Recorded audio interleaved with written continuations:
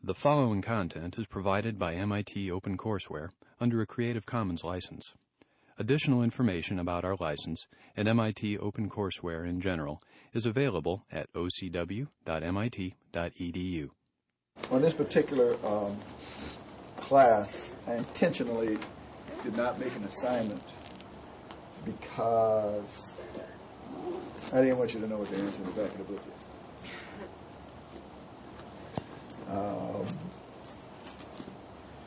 But this is a preliminary to discussion tomorrow. Dr. Ng's class. But I want to talk about put ethics in scientific and engineering problems. Okay. Now, here's what I'm going to have to do. I want to make a metaphor. I've made this metaphor. It went over so well. Somebody actually, it wasn't my invention. Hi.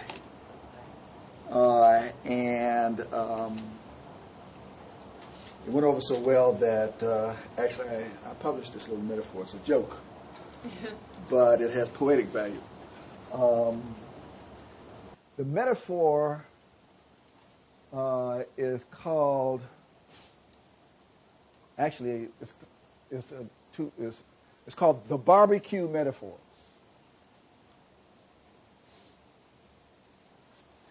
I was on sabbatical one year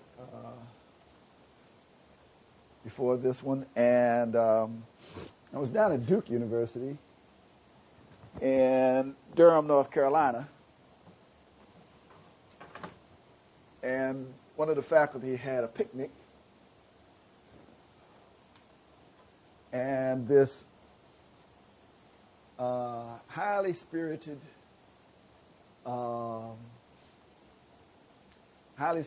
good-natured debate broke out between the North Carolinians and the Texans on who made the best barbecue. Okay, if you know anything about the United States, those two states claim to make the best barbecue, and this was a barbecue cookout. Incidentally, the person who was the host was from India, but he claimed to have the best North Carolina barbecue in the world. And the sides of the debate did come to one agreement. They said, don't ask me to defend this, but they agreed that North Carolina barbecue was a verb and that Texas barbecue was a noun. That is to say, North Carolina barbecue is what it is by virtue of the method, and Texas barbecue is what it is by what you put in your mouth, what you get later. So we had a big time over that, and one of the faculty members who was there was a young faculty member, and I started talking about an ethical situation, which we later published. And what we did was we said that almost all ethics, engineering ethics, at the time, this was in the early 90s. We were there I was there academic year 90, 91. That engineering ethics at the time was all done like the Texas barbecue, if that in case is true. That you see the ethical situation and then you comment on it afterwards. So we began to ask ourselves, well, what about an ethical situation in engineering where the ethical question comes up either before or during the engineering analysis? And we dealt with during the engineering analysis, and we talked about this particular problem.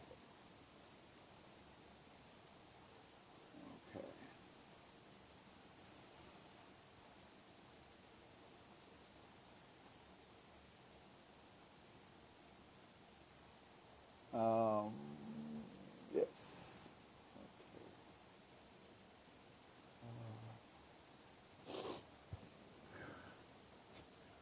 It turns out this particular problem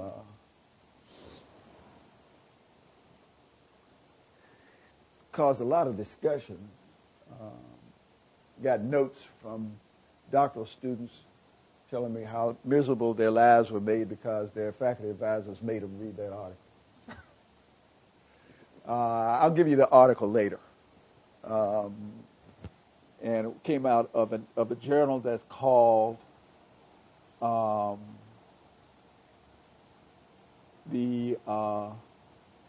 it's called Engineering Education, and it's published by the I better go up the wrong way.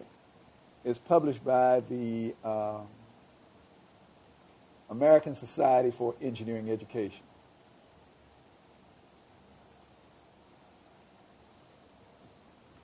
You see that?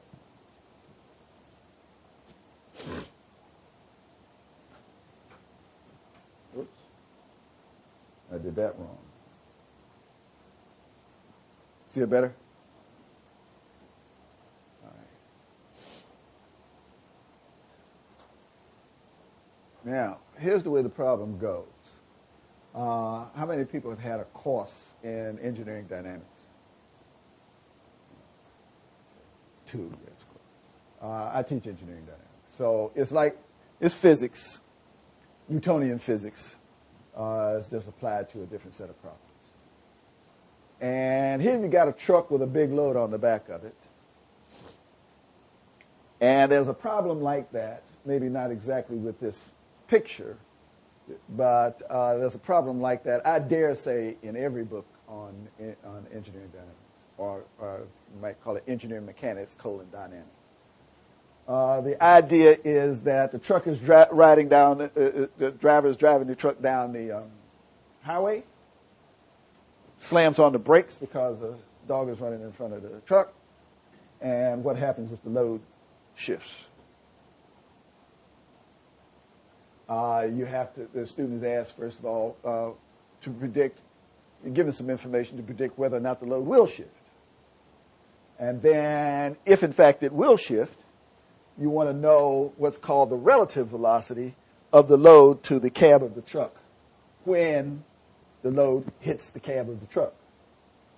So the truck may be going, let's say, 70 miles an hour, slams the brake, and somewhere between the time the brakes are slammed and the time the truck stops, this load hits the back of the cab at some velocity, some relative velocity, some velocity of the load relative to the truck. And depending on how high that velocity is, we put in this paper, the truck driver will be injured. Now we're going to consider 2 types of injury.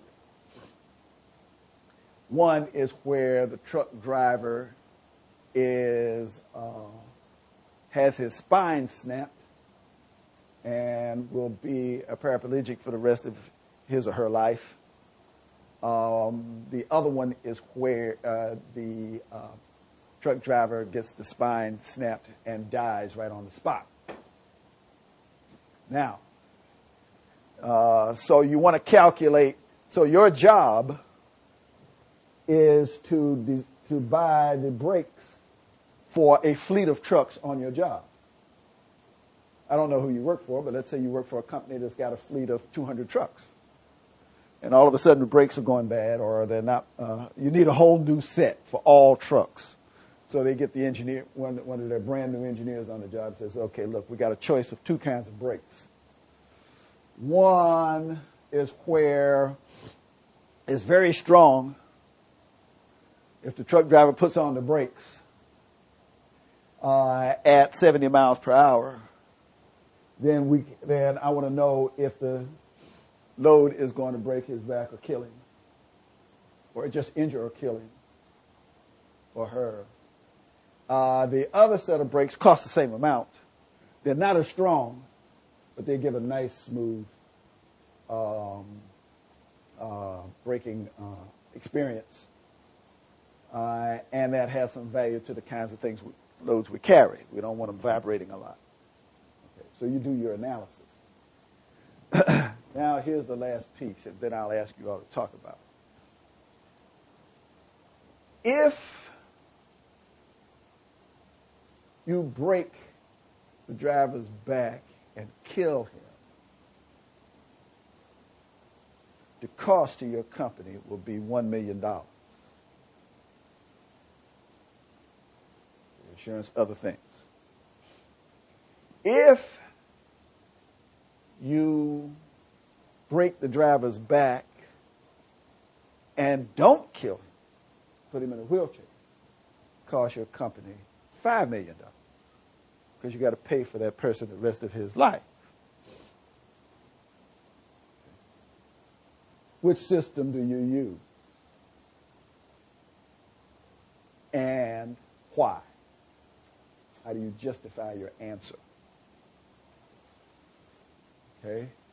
Now, any questions about the problem? You can be creative with the problem. You can take the problem and add or even take away a few things. But I think you've got to feel for what the essentials of the problem are. You've got to make a hard decision here. And I want to give you some time to think about it and talk about it. Now, what I'd like to do is to, let's say, have two discussion groups. I guess you know who the discussion leaders are going to be, and I guess you know who the spokesperson for the groups are going to be. So, Ms. Ratliff, why don't you pick one of your group person, and y'all talk it over, and Ms. Bethke, you pick one of yours, you talk it over. And if y'all need 5 minutes, that'll be fine. Okay. If you need more, let me know. But enjoy the discussion. Yeah. Do we know for sure that this one set of brakes will kill the driver and the other set of brakes will paralyze the driver? We have every reason to plan for that eventuality. Okay. So we say one's more likely to kill. Right.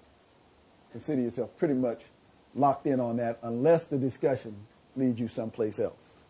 But the central part of your answer depends on that. Excuse me. Actually, I didn't anticipate this, and this is great. This is what ethics is all about. I don't want to stop your discussion, but can we at some point kind of merge so everybody can get a benefit of everybody else's discussion? So rather than make a report, why don't we just you can stay where you are, but just each one give this other group a status of where you are in your discussion.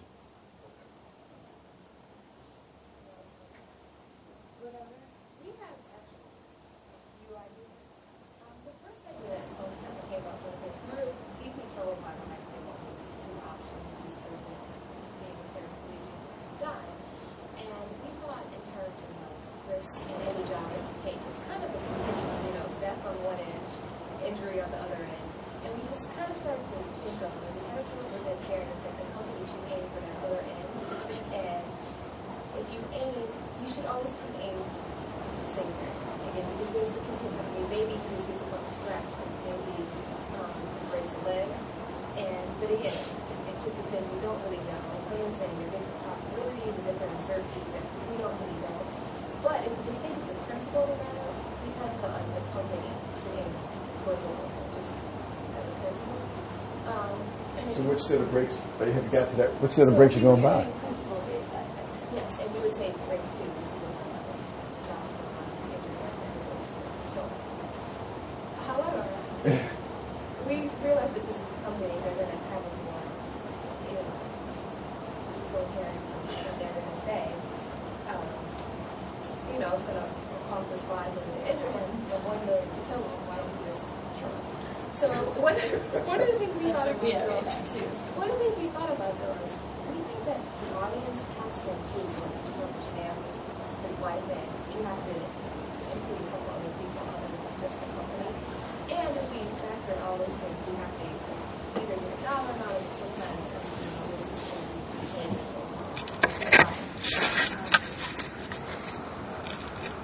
Actually, that's a really good idea.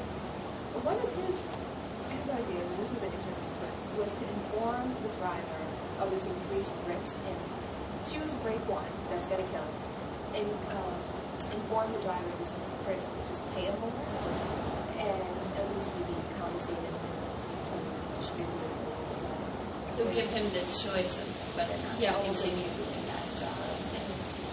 But we also came up with this person being informed of the risk. We didn't think it was ethical to have this man out there and just make the decision as management and not tell him which way you're going. Is that practical? What if legally they were after and then the again market will decide how much salary. I mean, if you work for a high risk job, you usually get paid for the one to take the risk for the lower one. So like those offshore guys, they know what those high risk is, but they get paid for money. And you tend to get people who are in a situation where they're okay with taking the risk because maybe they don't have a money. So if you go with if you go with the 1 million, you let them know and you will get people who are okay with the high risk. You're not gonna. So some of the 4 million difference, some of it may go into paying for yourself. So you're not gonna figure out what might be. Just two informational points that I think are relevant. When I was in the Army, this was during the Vietnam War. I was talking to a friend of mine who was in submarine duty. And he had just come back from Vietnam. I didn't know they used any submarines over there, but I guess they had submarines over there. He said that when he was in Vietnam, in a war situation, he was getting both hazardous duty pay and combat pay. I mean, that's being in a submarine, you get hazardous duty pay over and above the combat. I thought that they'd suspend that part once you got into combat, but they didn't. That's an interesting point. The other one is to keep in mind. I think you're doing right with the use of the word "his" and talking about these male drivers. But I drove a diesel for a long time. I had a little Mercedes diesel, 4 cylinders, and I used to get my diesel fuel at truck stops. And occasionally you'd see a truck driver there with his whole family, wife, maybe 2 little kids, because they had that little compartment in the back where you could sleep, and one of them let me look in there, and they had a television in there, a little toilet. One time I went in there, and the family got in the truck, and the wife was the driver. And so I think sometimes it's relevant to keep in mind the facts, because sometimes they can have a relevancy on your decision. I think it's fair to say that some people would rather have an argument with a father over the disposition of the children than the mother. The mother's might be a little more hard to deal with on a problem like that. So I invite you to continue the discussion using the pronouns that you've used. But keep in mind that some of these things can, when you're talking about lethal situation involving children, the mother is going to be a particular factor. Keep going. I mean, keep going back and forth now this way.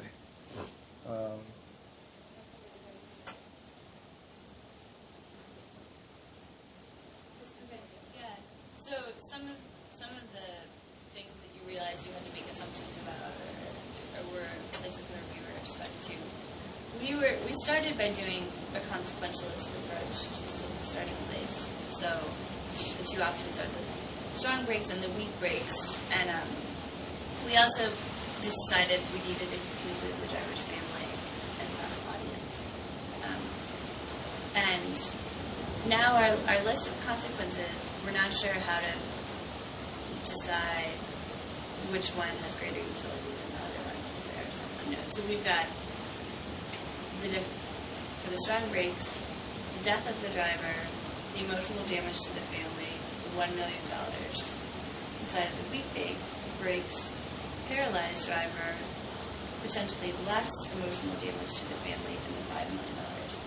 So how do we compare that $4 million difference to to the difference in emotional damage to the family or lost opportunities for the family, and the difference in the death and paralysis. There's sort of three differences. We're not sure what the sum is. There's one question that I had, I mean, we discussed it, but is it usual in the ethical, I mean, in engineering it is that you should draw the boundary of the problem first? I mean, because you can... Right. Well, what happens is, particularly when you're talking about consequentialist ethics and the utilitarian method of it, you draw a boundary, but inevitably it will extend out. Now, it doesn't go out, it may go out a little bit towards infinity at first, but the discussion, if it goes over a few days, I've had experience with these with ethics committees in professional societies. It takes time. You go out, and then after a while, it'll start coming back. And you may not come back to exactly the first boundary you came to, but it will come back to a manageable boundary. People have to air all of these views, and it's something group psychology that takes an effect here. I know that to be the case. You argue it long enough, and it comes back to manageable size. The decision to include the accident, the dog or the... Yes, right. We assume that there are safety standards, and that would take care of that. So both break, they pass this safety distance, so we should not include those inside the system. So we draw the boundary around the truck, the driver, and his or her family. Yeah, we're going to see a boundary in the next problem. In dynamics, we call it free body diagram. You draw your free body, you solve your problem, but then you debate it with a large enough group, and it goes out. And then after a while, you keep debating it. And my experience has taught me that it will come back down. And it'll be a manageable set. You will not have to deal with infinity for it. But I've got something to say on that too. But you all have the floor now. I don't want to take the floor. So... About the comment, about the practical, I mean, usually the workers, they're told about the overall risk of their career, but now we're discussing a component of the system, which is the brake system. Each component has their own risk. And usually, the employee cannot tell them that the brake system has that much risk, the ignition system. And in the design out, I think it will be complicated if you want to combine all of them. Yeah, but this is sort of I feel like the way we're talking about it is that this situation of a need for sudden braking, sort of, if that need for sudden braking occurs, if you choose brake one, there's certainty that the driver will be killed. So that seems like a pretty straightforward risk to tell the driver. You know, But what I mean is this one component, right? Right, You have right. to tell them about the brakes, Right. and then about the other component of the car. And I thought of that slippery slope analogy, and that's why we kind of arrived at this principle that you got to aim to keep the person as safe as possible. Because you can have all these various components, and there's, a risk of a small injury and a risk of death. That maybe the better principle would be to aim for a small injury in every case, because chances are, these are complex systems we're dealing with. That, as you multiply that and multiply, if you keep aiming for death, it's guaranteed after a certain point that, it's going to happen. Now I'm thinking about the self-defeating test for the principle-based approach. So, and I'm stuck because if you have the principle that the company should always aim for safety of the employees at whatever cost, then that principle maybe could be defeated because if companies will go out of business if they're going for safety at any cost. Then there's no insurance that they're making a profit. And we're assuming that these brakes cost the same amount of money. Is that Yes. the assumption that we're looking at? Right. From the standpoint of simplicity. In this case, that's true. But they have you're the right, additional usually. cost of the paralysis. I don't know. Just to finish my argument, but on the side of being okay with a death because it costs less for the company, if you go to that principle, it could also be self-defeating because all of your employees are eventually dead. You have no. But I guess they have already made an assumption that keeping the driver alive is a moral thing to do. And if you ask the people, a lot of, maybe 50% of the driver, they would say that they prefer to die instantly than be paralyzed by the simple.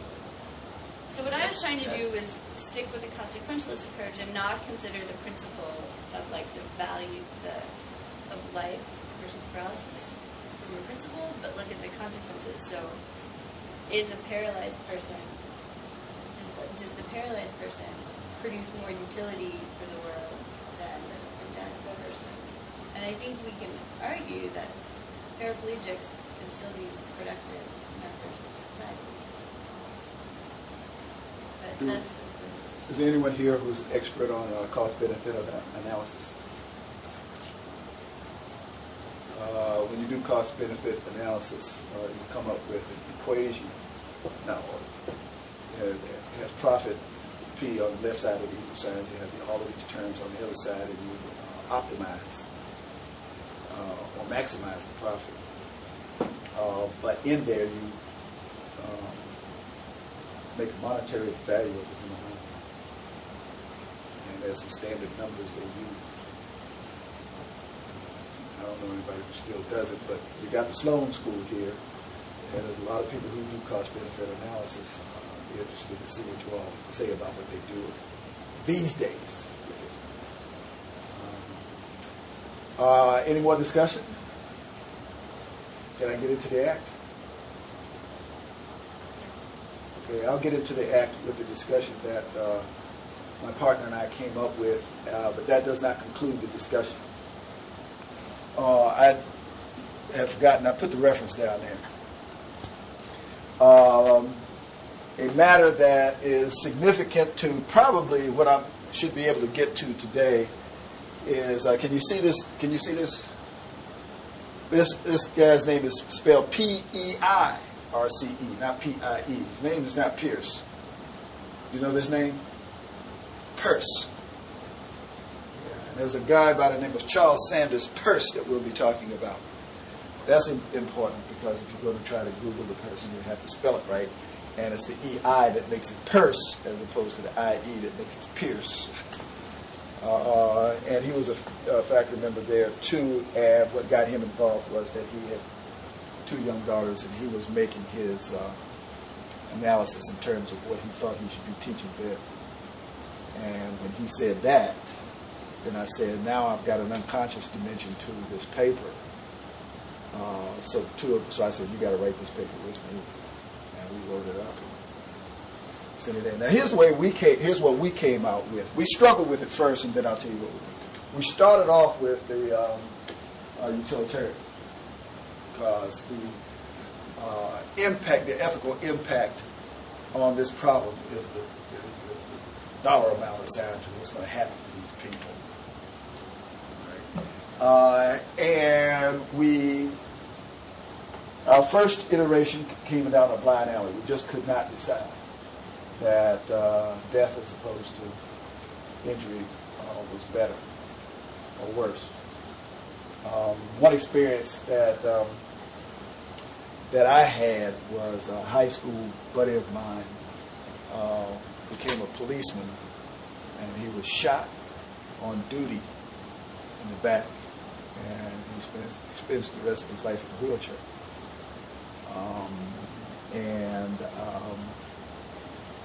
I am not too sure that what he thinks about this as opposed to just dying outright. The second thing we went to was the principle that is very effective in medical ethics that you all touched upon, was the principle of informed consent.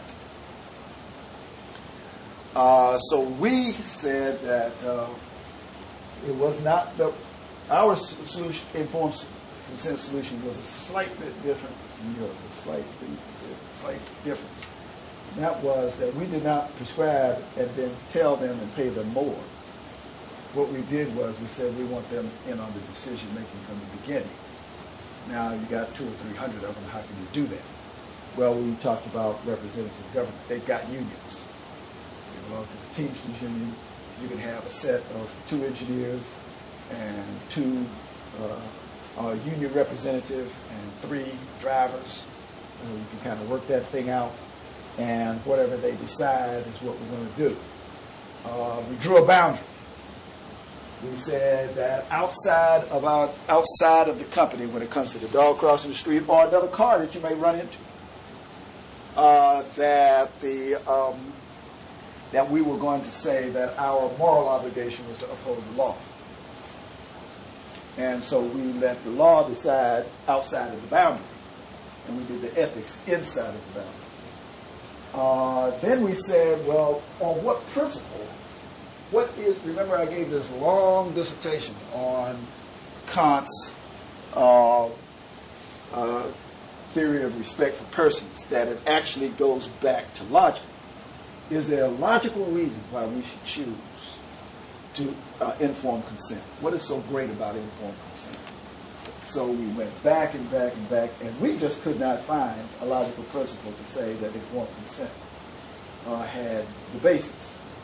So then we came back to utilitarianism, and we came back to it with rule utilitarianism.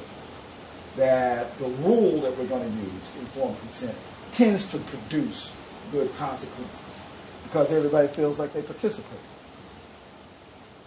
And so what we then said was that we anticipated among ourselves that that the truck drivers unions just may say, well, look, kill me and get it over with. Make sure my family gets a big payoff. My wife can marry again. My kids can go to school. I don't want to sit around in a wheelchair. That still has something in it that I want to bring to consciousness now, and that is in respect for persons. We respected the truck drivers to be able to make this decision better than us. I mean, we're sitting up here with all our degrees and the authority to make this decision, but we really thought that these truck drivers are the best people to make these decisions, and mainly because not only because they were affected parties.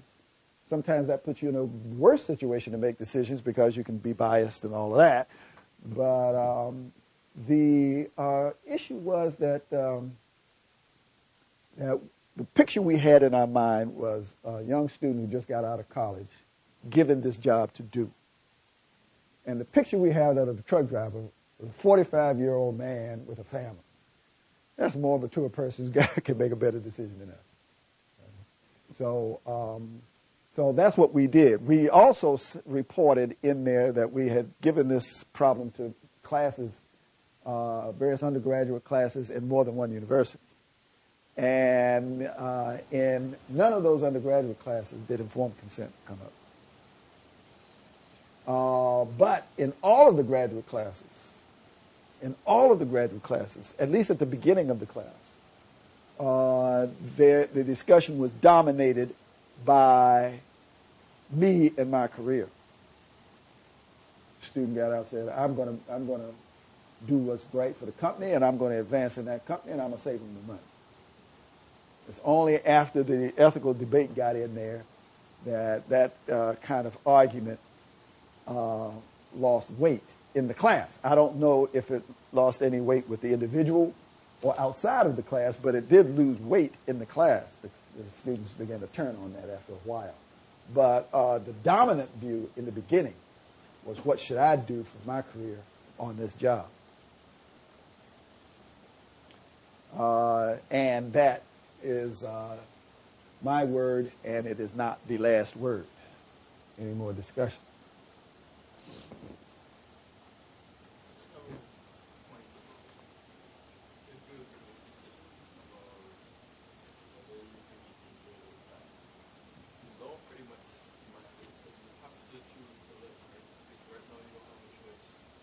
Also, give me you mean in this case or in general? I don't know. But it's not the choice between dying and living. It's the choice between taking the risk. It's the law allows you to take the The breaks were going to be within the legal limits. So as I said before, I do want to teach ethics without a whole lot of dependency on the law, but the law can be useful because you can say that the public has a contract with all of us to obey the law. And so if a person does not want to take any kind of risk like this, then don't go out on the street.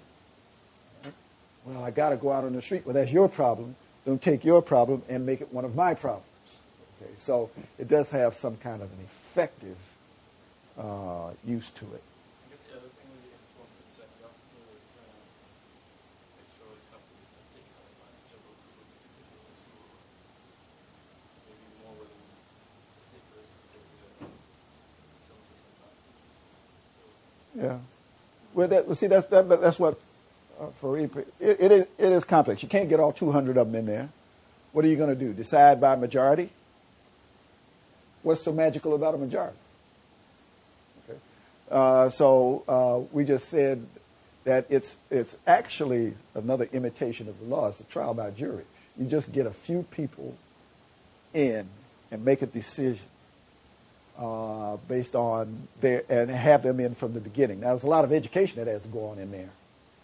They haven't taken the dynamics course, but I think that that in the end was our argument would produce the best results. It was utilitarian, but it was not. It was rule utilitarian. It was not based on the money. It was based on what that group had to say.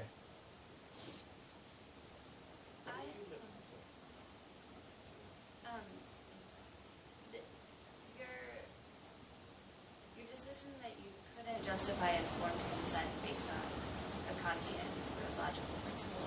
We couldn't find it. Can you? I mean. Well, I wonder if I'm misunderstanding something, because it seems like informed consent is almost is easy to ascribe to the respect for persons, because with informed consent you're respecting a person's moral agency to make decisions about his or her well-being. So you're sort of respecting that person's freedom.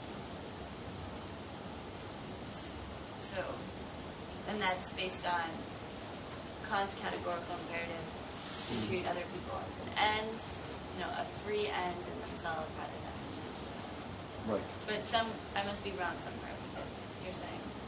No, I'm not saying you're wrong. I'm saying we couldn't find it.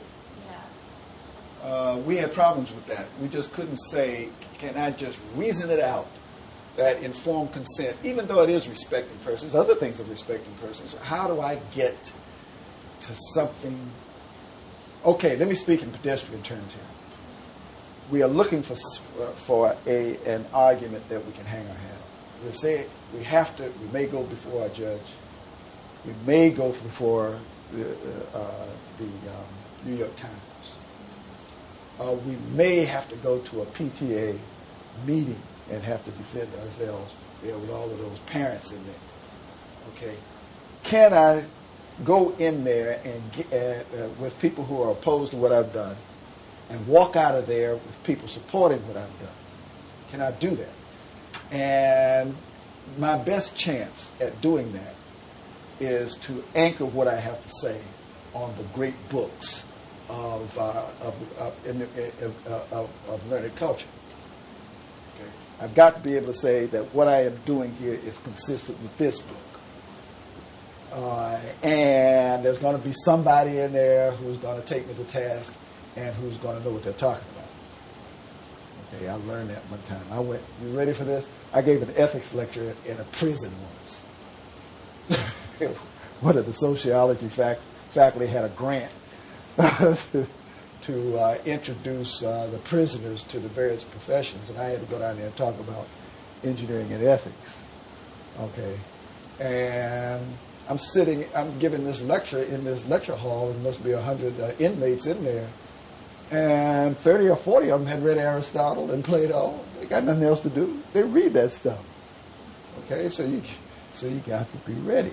You can't tell who's going to be ready to take you on. So that's, I guess, the most important thing I want to do in the class, and that is to say that if you really want to hang your hat on something that's substantial and try your best to get people to follow you, not just to defend yourself or just to find the right way, but to get somebody to support and follow you, then you're going to have to say, put one of the great books on the table and justify that what you're doing is consistent with that. And that you've made some kind of decisions as to where the big books may not apply to your particular case, or how to apply it to your case. Or the next way to do it is to come in there with, say, here are the 3 great books on this subject, and none of them apply to this case, so I have to come up with something totally new. Right? That's fair enough, too. But don't go in there and just talk.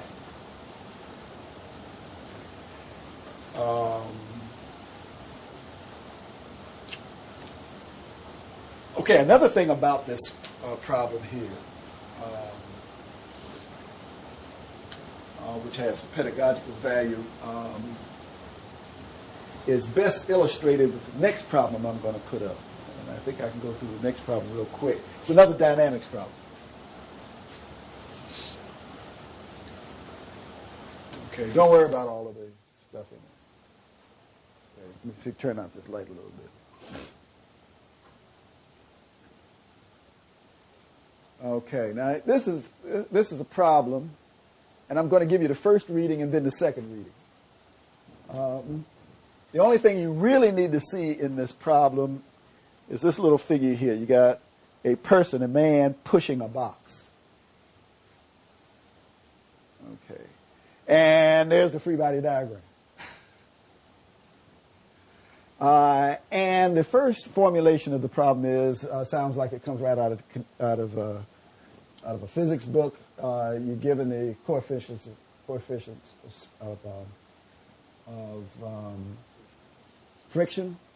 You're given the static coefficient and the kinetic coefficient, and you say how much the box weighs. And you say the person can put 125-pound force on the box, and how fast will the box accelerate? Okay. Now, this becomes an ethical problem when you give them this picture. See, it's not a little box on the ground. The box is tall. And the question is, where does the worker put his hands on the box so that the box doesn't tip back on and fall back on top of it? So now what happens is that the student walks into a dynamics class and is given an easy problem. But then the professor says, tell me what ethical dimensions are in the problem. And now you wind up with a significantly harder problem. And this problem now tells you that, well, when you analyze that problem, you come up with the answer is 2.9 feet. Under 2.9 feet, pushing at 125 pounds, the box is going to tip back over and crush the worker. So what you've got to do then is, if this is a warehouse, that you've got to paint part of the box 2.9 feet and below, and say, do not push here. All right. And then some smart student will come in and say, oh, wait a minute. Put another person on the other end. So you got other people walking around in there. You don't want the person who's pushing the box just to save himself. You don't want him to push it too high to the point where it falls over on somebody on the other side. So now you have to make another calculation as to how high it will go. I'm not showing that solution here. And in the end, there's a zone in the middle where you say, push here only, and you paint that one green. And below and above, you paint it red. Okay. Now, I bring this problem in addition to the other one because it has pedagogical value. The more that professors want to introduce ethical material into their classes, then all they have to do is look at the problem statement and either change the problem statement a little bit, make it personal, or draw the picture in such a way that the student cannot avoid taking it personal. And that's what this one did. It was very subtle. It made the box tall and made the guy look like he was pushing it at the bottom. Remember, if the box was short like that, then that question wouldn't come up. So this is one of the things that I think that in pedagogy, that if I had things my way, all professors would have to be formally trained in pedagogy and learn some of these things. And formally trained does not mean necessarily taking courses. It means you have to read a book. You train yourself. Okay, that's good for college professors. You don't have to tell them, well, you got to get 3 hours credit in ethics. But you give a seminar on this, then they go back and read it. And I'll give you a name. I don't have the reference. The name is Michael Davis. Now, Michael Davis wrote a book. He wrote a couple of books, several books, and he's written a lot of papers. He's at the Illinois Institute of Technology. But one of his works, which I have to get in my possession that I don't have, which is a final report from an NSF grant that he had. And I saw the final report. I think it was the final report I saw, but it had something to do with his research, that he published some parts of his research. What he did was he took a lot of engineering problems from various fields of engineering as Xerox right out of the textbook. And then he took those problems and changed the wording very slightly to get the ethical dimension into it. Okay. And then he argued that if the problem is stated differently, then as in the first case, and this is really significant about the first case, that depending on your ethical judgment while you are doing the problem, you may get one or another different answer.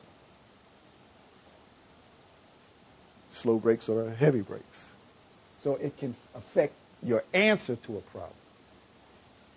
So that goes back to the BBQ metaphors again. What I would like to do is to, as a homework problem,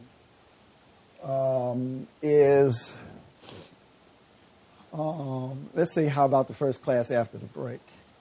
Find a technical problem in some area of engineering. And I'm interested in your changing the wording of the problem, or change it as slight as possible, and see if you can't make the problem have a clear ethical dimension to it, and make a comment as to whether or not that changes the answer to the problem. So I don't have to understand the problem. If you come in here with something in environmental chemistry, that's fine, as long as I can understand it as well as I've explained this one. But it's important for me to see the technical solution, and it's important for you to tell me in this technical solution that you have to make the change right there. I don't need to understand that, but I need to understand that it's in the body of the problem that you're making, that your ethical decision has an effect, has an effect on. Okay. You can do a paper, a research paper out of a journal. You can do a paper out of a textbook. A sample problem out of a textbook. That might even be better. Just Xerox a sample problem out of a textbook, reword it, and then make a comment like an arrow in the problem of where exactly in the problem that ethical dimension is going to affect the solution of the problem. In this case, it made the solution more complete. It didn't change the solution. You mean in this case? In this case, it introduced a whole new problem. It not only gave the acceleration, which was asked for at first. It's in here someplace. It's still valid. A sub cm is still valid, but it gave an additional answer, which was this distance h. Before, h wasn't in the problem. But the solution is in there someplace. Okay?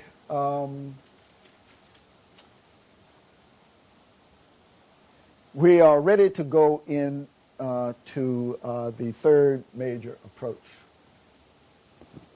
And I think I have, my calculation is what, 3 minutes? Yeah, okay.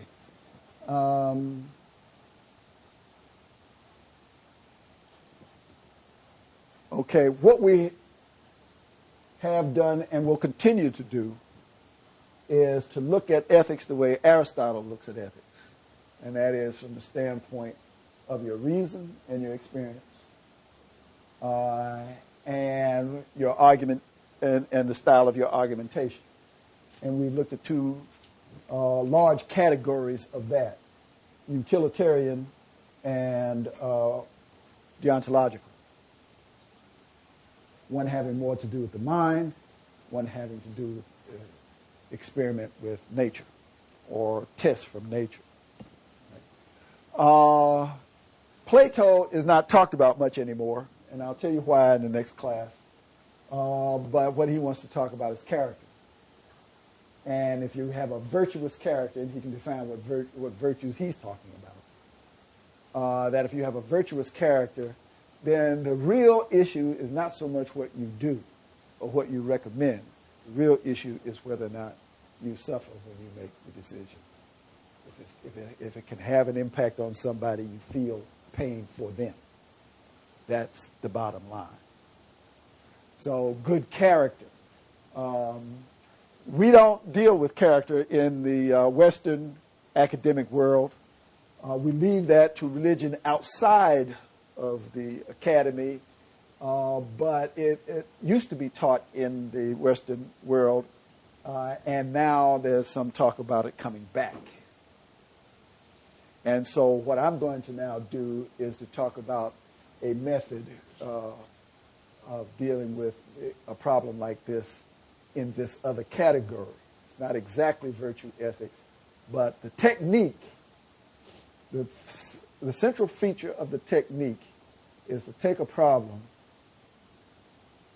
replace one of the characters in the problem with a fictitious character, and then work the problem out as a story and get your solution that way. The key is to which character do you choose, which fictitious character, and on what basis do you choose that character. And secondly, when you work that person out, do you come up with a believable story? In a classroom, anything you come up with, you can justify as believable because I can't say it's not believable. All right? But in the real world, it's going to be believable or not believable because some mother with her child who's going to be exposed to your decision is either going to believe it or won't. Now that's the real test that you're going to get in an ethical situation, and we can't forget that just because we're sitting in here in the classroom. Okay, and then we've got work to do on Friday. All right, and I'll give you a final briefing on that on Friday. We do have class on Thursday. Friday's makeup. Right. Do we need to read anything for Thursday? I'll tell you one thing that was helpful to me. I got on the web and I Googled Norway and plagiarism. And I came up with some news articles, and apparently there's a lot going on in Norway in the colleges with respect to plagiarism. And it seems to be a repeat of what we're getting in high schools here.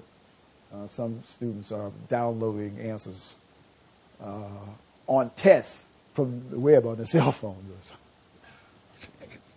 Okay. See you on Thursday.